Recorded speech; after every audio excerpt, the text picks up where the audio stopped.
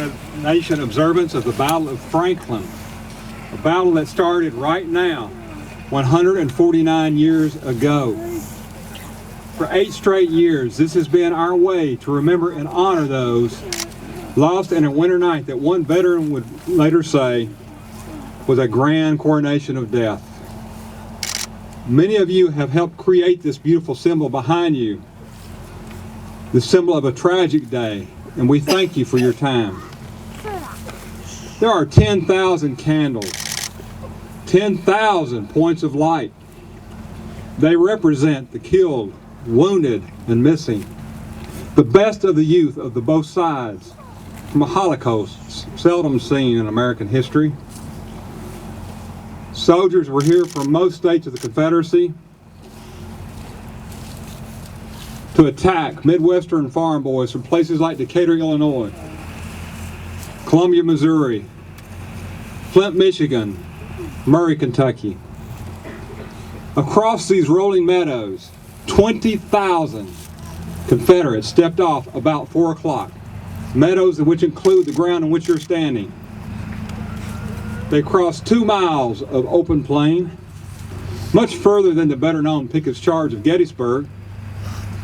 They hoped to destroy the Federal Army and capture Nashville, the key to the West.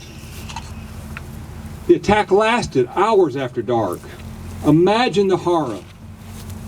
The dark, seeing the cannon flame, the gunfire. Charge after charge of seasoned Confederates, hoping to end a 3-year nightmare against well-entrenched and equally determined Federals. Federals who were shocked by what they were seeing.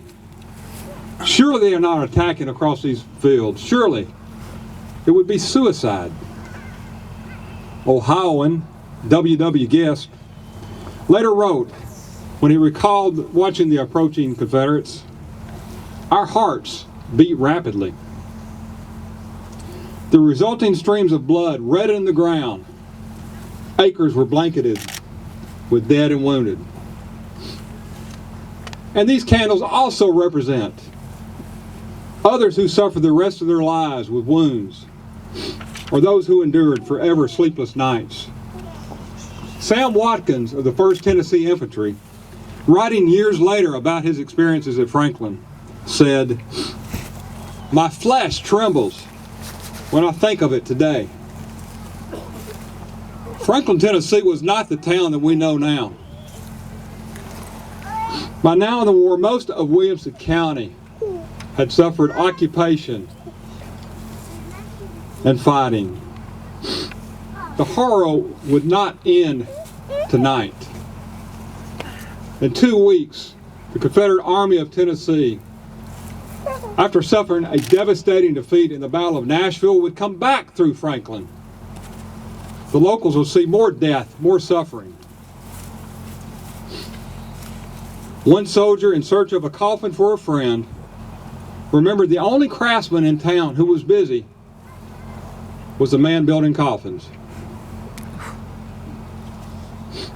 But November 30th, today, was the apex of this hell that also affected the survivors the rest of their lives. One example was Reverend Edward M. Bounds. Bounds would become famous later for his writing about prayer, but for now, he was here with his fellow Missourians as they stepped off to attack. Bounds, a chaplain, some said they could hear him preaching over the din of combat. Badly wounded, Reverend Bounds eventually made it back to Missouri, but he could not forget Franklin. He could not forget what he saw here. He came back to Franklin and ministered to a traumatized town. What happened to those who did not survive? Those lights extinguished 149 years ago. Months after the war ended, 1,500 Confederates were moved